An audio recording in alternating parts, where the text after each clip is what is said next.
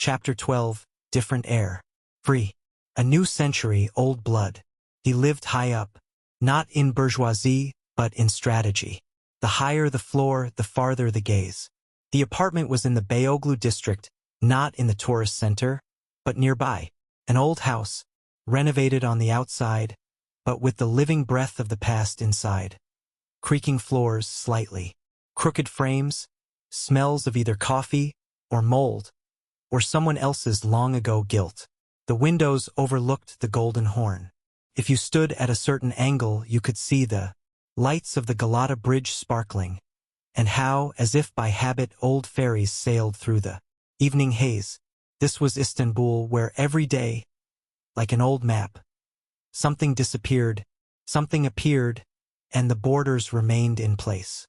In the kitchen, a tiny table by the window, on it a laptop, a notebook, a cup with lip prints long since without coffee but a habit. Nearby, a call-only phone, without internet, only for urgent incoming calls. He didn't trust smartphones.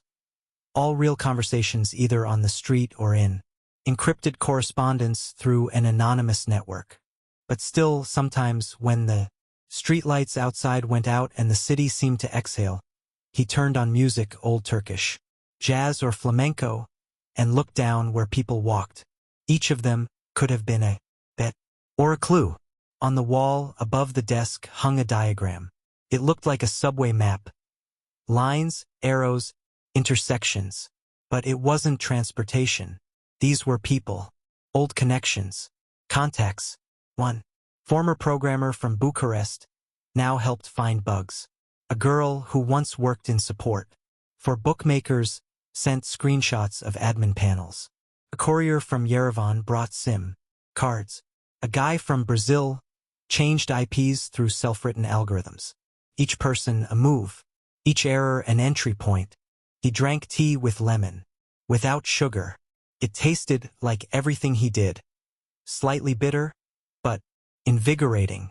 In the corner of the room, an old Turkish stove, more for comfort than heat. He had heating, but he loved to hear the wood crackle. It was the sound of life. Simple, ancient, real. The bathroom, narrow tiles still from the 80s. On the mirror, traces of soap and time. On the shelf, a toothbrush, hand cream, a razor. Nothing superfluous. He didn't keep the past here. Only tools. He accessed websites, one after another, like a surgeon before an operation. Registered, and left, returned, and bet. Errors didn't repeat verbatim but always arose from the same causes. Greed, haste, misunderstanding, and the belief that no one was watching. And he watched. He held dozens of behavior patterns in his mind. He knew how a novice player should act. He knew how a gambling addict behaved. He knew what bots looked like and how an admin thought when a letter arrived threatening to expose a leak. He was in all these roles. He wrote them letters from the names of Joseph, Ramon, Ivan, with different IPs, languages, styles of speech. And he knew each of these pseudo-players was tearing a piece of truth from the system. They didn't suspect that in all these correspondences, it was the same old man with a white beard, sitting in an old apartment overlooking the bay. I don't bet on the odds. I bet on the probability of their error. And it's always higher than they think. He closed the laptop, went out onto the balcony. The city below him lived like a hive. But here, at this height, the air was different.